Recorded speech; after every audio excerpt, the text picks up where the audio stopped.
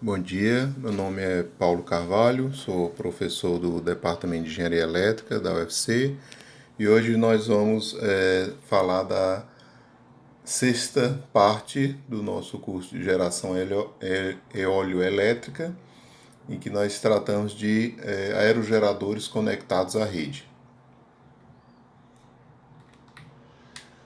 Aqui um pouco uma visão panorâmica, né, do contexto da geração no Brasil. A fonte é EPE, em que nós temos aqui as áreas prioritárias, particularmente o nordeste do Brasil, o litoral, como já comentamos, litoral Ceará, Rio Grande do Norte. Na Bahia nós temos os parques no interior, Chapada Diamantina, e na região sul, principalmente o litoral do Rio Grande do Sul.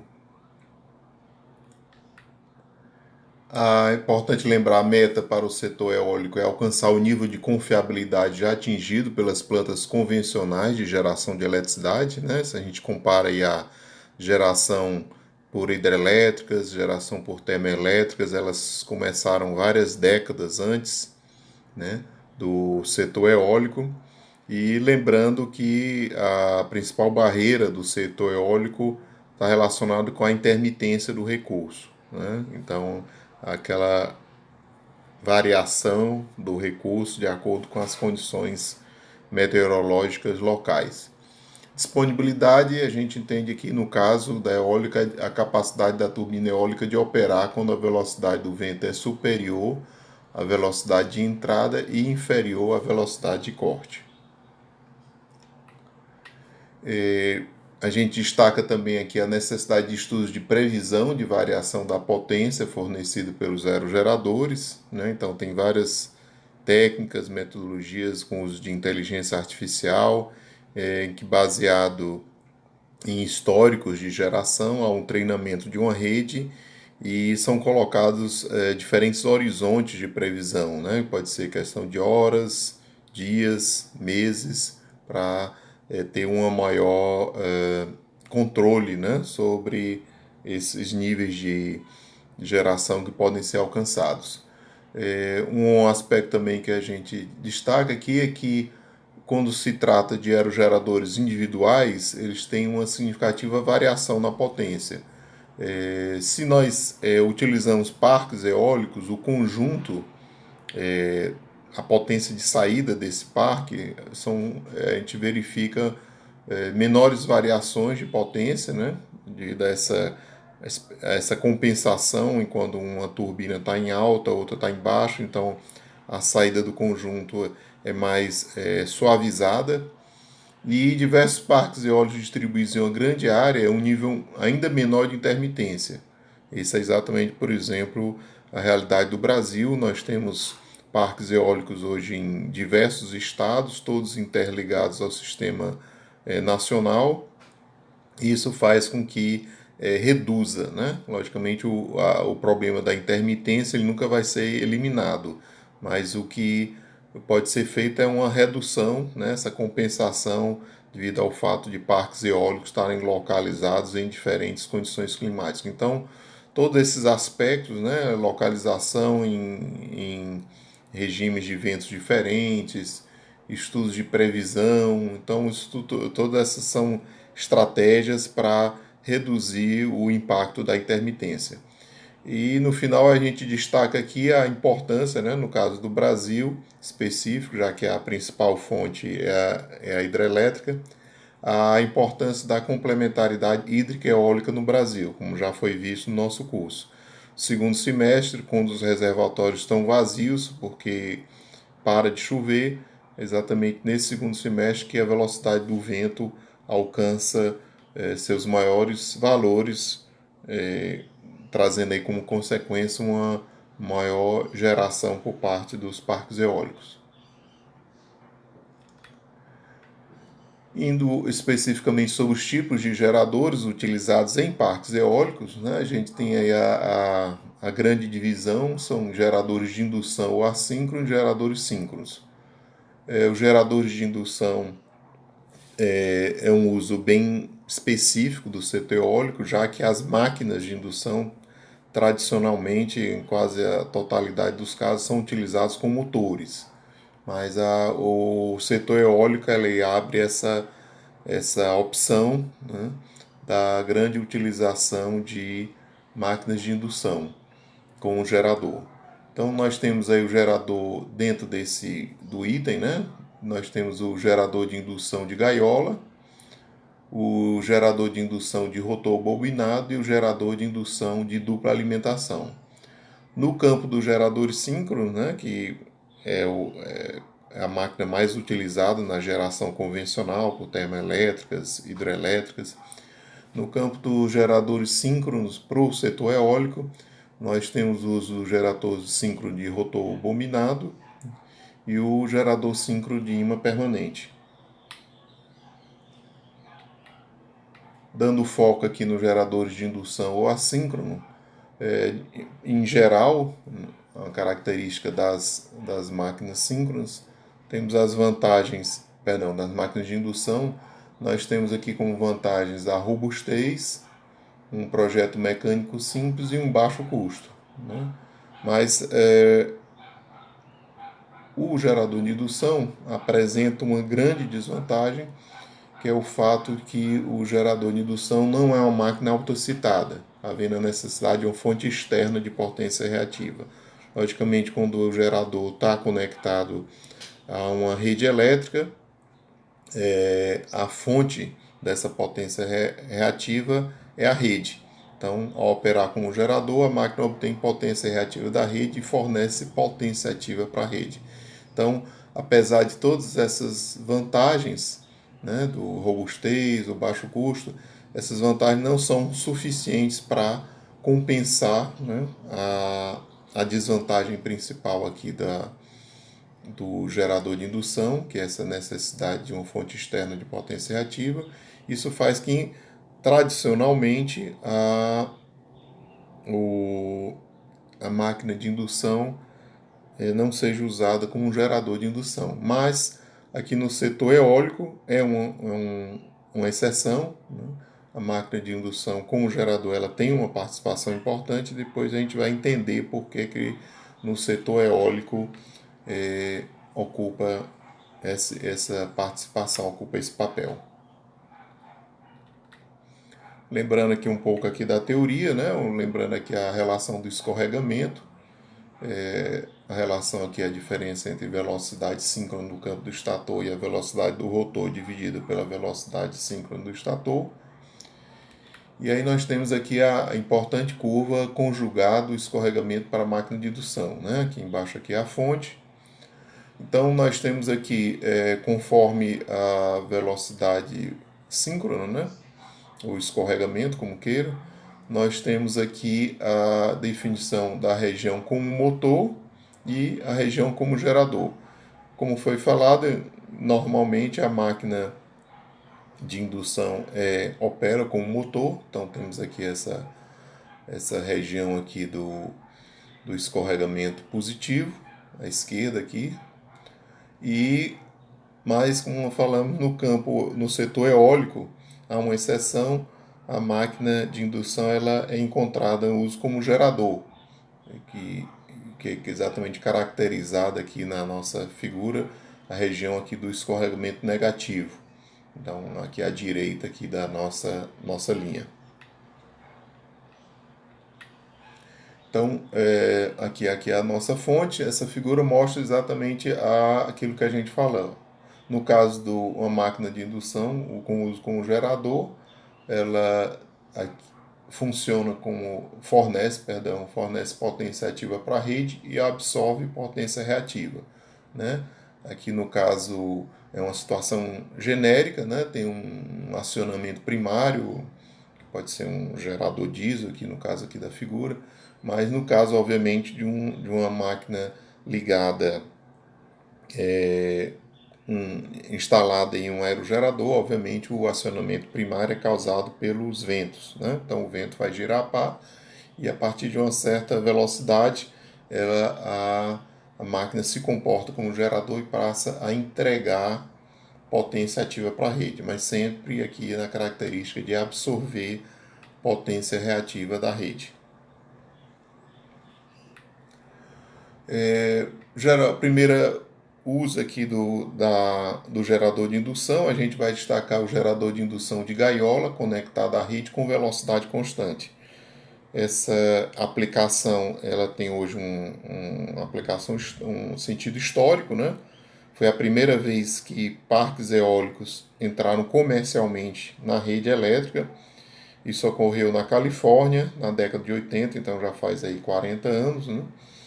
E essa filosofia foi utilizada, fez com que, por exemplo, nós tivéssemos aí em 1990 praticamente 95% de tudo que havia do setor eólico no mundo estava concentrado no estado da Califórnia, ou seja, estava concentrado em um estado dos Estados Unidos.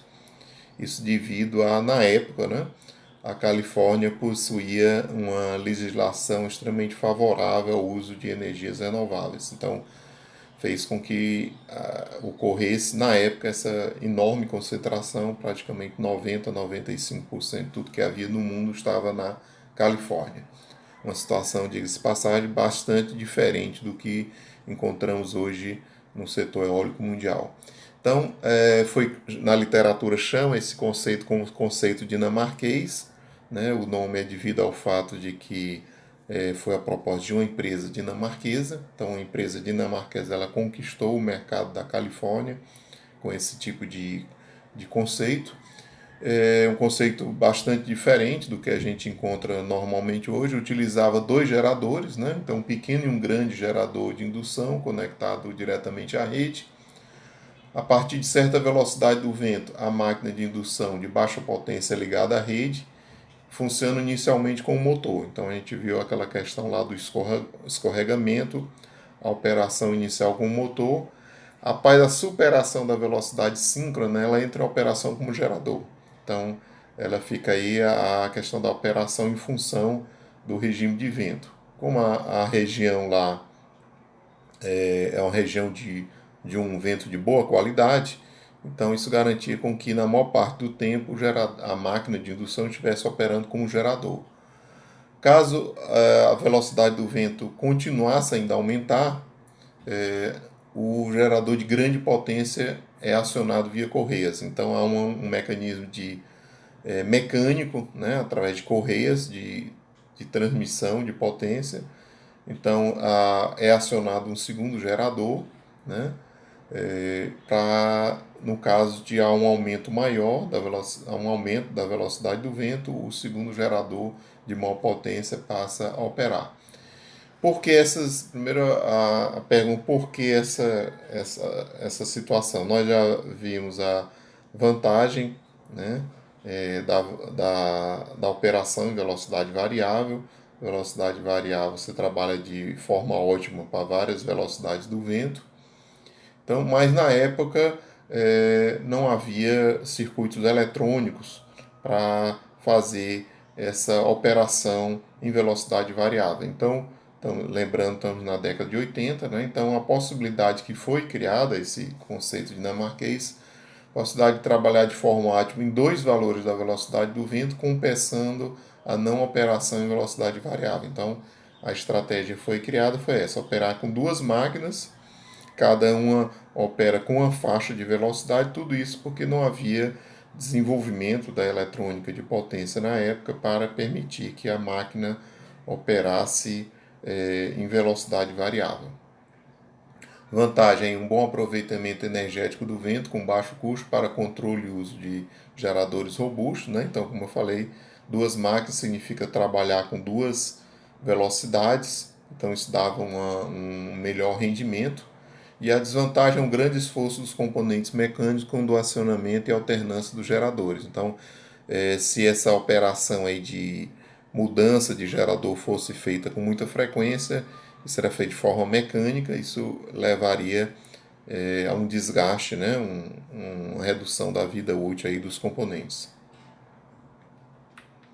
Aqui é uma foto do local, né? Um marco nas unidades eólicas comerciais, conceito dinamarquês. Então vemos aqui foram milhares de unidades instaladas nas montanhas da Califórnia. Vejam aqui a configuração, uma configuração, quando a gente fala pequeno gerador, era de 11 kW, uma potência que hoje não se trabalha mais, e o grande era chamado 50, e o grande era de 55 kW. Mesmo o grande também hoje seria considerado, não é mais utilizado. Então, para as condições da época, né, foi uma revolução. Então, trabalhava com esses dois geradores. Nessa estrutura, veja aqui uma torre de treliça, né, uma estrutura também já não muito encontrada hoje em dia. Mas na época, então, vemos aí o rápido crescimento. Em 1981 havia 150 unidades, em apenas 4 anos, 16 mil unidades conectadas à rede. Então, veja aí uma visão geral, né? Dois geradores, havia uma passagem aí de um gerador para outro, conforme aí o nível da velocidade de vento, como já comentamos. Vamos aqui, então, um aspecto importante, como é que era essa conexão, né? Então, temos aqui essa figura, daqui a fonte, embaixo, o gerador de indução de gaiola conectado à rede com velocidade constante. Então, essas estruturas, essa configuração usava uma caixa de engrenagem, nós tínhamos um gerador de indução de gaiola, tínhamos um mecanismo de partida suave, né, para exatamente a máquina não entrar bruscamente na rede e causar impactos aí na qualidade de energia da rede. E temos capacitores para correção do fator de potência. Como já foi comentado, a máquina de indução absorve potência reativa. Então, para ter um controle desse nível de absorção de potência reativa, eram utilizados capacitores, um banco de capacitores para correção do fator de potência. Posteriormente, transformador e aí, posteriormente, obviamente, a conexão à rede. O gerador de indução ainda é utilizado atualmente no setor eólico, mas é utilizado uma configuração bastante diferente. Então, vimos uma configuração de gerador de indução utilizado na década de 80. Vamos agora ver uma configuração do gerador de indução atualmente utilizada. Então, é o chamado gerador de indução de dupla alimentação, muitas vezes referido como DFIG, né, que é a sigla em inglês. Então, as características, é um tipo de gerador de indução de rotor bobinado. O termo dupla alimentação vem do fato de que o estator é conectado diretamente à rede e o rotor é conectado à rede via um conversor de potência.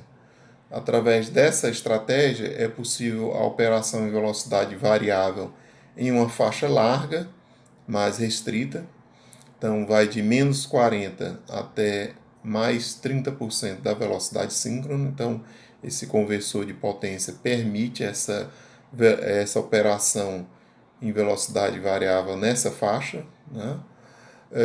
Esse conversor de frequência é um conversor de frequência parcial. Ele trabalha com cerca de 30% da potência nominal do gerador, né? E essa é uma das motivações do uso dessa configuração, porque o conceito se torna atrativo devido ao uso de um conversor menor, esse conversor de frequência parcial, né, que obviamente implica menor custo. Aqui se fala um conversor menor quando comparado a um conversor de frequência total, que é utilizado em outra configuração, como veremos em breve. Um exemplo aqui da máquina que hoje trabalha com essa configuração é a máquina da empresa Vestas V80, 2 megawatts, tensão do gerador de 690 volts, né? Como já dissemos, é uma máquina de FIG. Velocidade do gerador na faixa de 905 a 1915 RPM, velocidade do rotor 9 a 19 RPM. Então essas diferentes velocidades justificam, obviamente, o uso de uma caixa de engrenagem para casar a velocidade de rotação das pás com a velocidade do gerador. E aqui é a fonte de informação desse tipo de gerador. Aqui uma figura mostrando a configuração, né? Então, gerador de indução de dupla alimentação. Temos aqui as pás, rotor, caixa de velocidade, gerador de indução do dupla alimentação, rotor bobinado. Então, relembrando aqui as características, o estator ligado diretamente à rede, o rotor ligado à rede através de dois conversores de potência. O conversor do rotor controla magnitude, ângulo, frequência da tensão, potência ativa e reativa, então tem todo esse controle dos níveis de potência. Veja ali tem um circuito retificador inversor na figura. E o conversor da rede mantém a tensão DC constante. Então, através desse circuito eletrônico, eu tenho todas as possibilidades de controle dessas variáveis.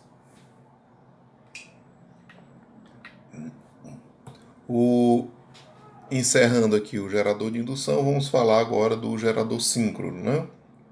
No setor eólico. Então, configuração bastante usada é o chamado gerador síncrono multipolos. Tem a vantagem, possibilidade de controle da potência reativa, como é característico do gerador síncrono. A desvantagem é um custo elevado, que é um projeto mecânico complicado, é necessário o desenvolvimento de uma máquina de multipolos específica para essa aplicação. Campo magnético pode ser através de uso de ímãs permanentes ou enrolamento de campo. No caso de gerador síncrono multipolos, de baixa rotação, há uma possibilidade de acionamento direto, sem caixas de engrenagem. Então, exatamente como já vimos, né, a baixa rotação das pás é compensada por um gerador síncrono multipolos, né, e isso é uma das vantagens dessa configuração, que é a não necessidade de uma caixa de engrenagens. No caso aqui dessa configuração, se utiliza o conversor de frequência plena, ou seja, 100% da potência nominal do gerador passa por um circuito retificador inversor.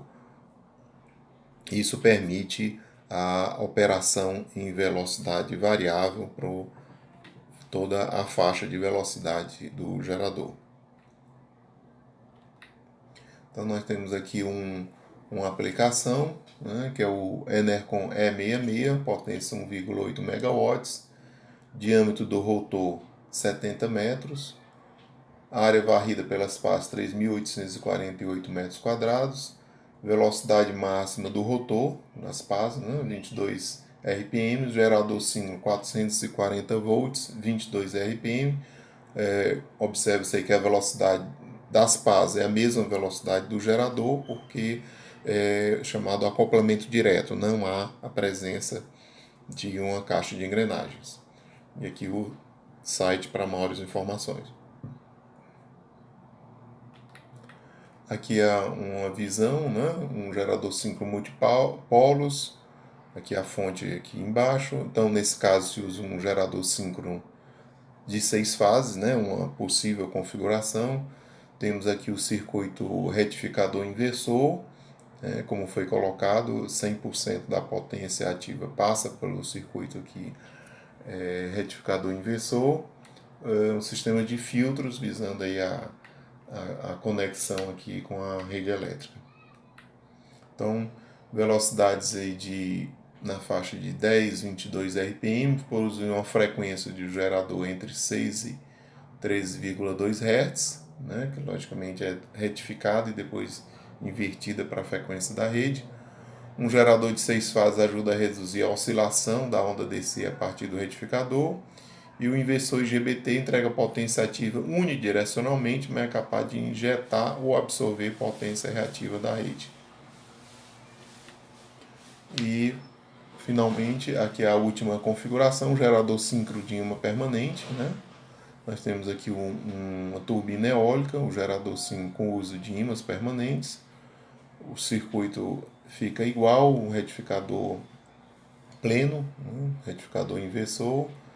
E essa é uma tendência que tem sido verificada em algumas configurações trabalhando com o gerador síncrono de ímã permanente a partir do do desenvolvimento, né, dos materiais, da tecnologia empregada nos ímãs. É uma outra possibilidade também utilizada. Aqui estão nossas referências, nosso livro básico, Geração de Energia Elétrica Fundamentos, diversos sites relacionados com o material exposto, as fotos são do autor, exceto quando indicado. Agradeço. Até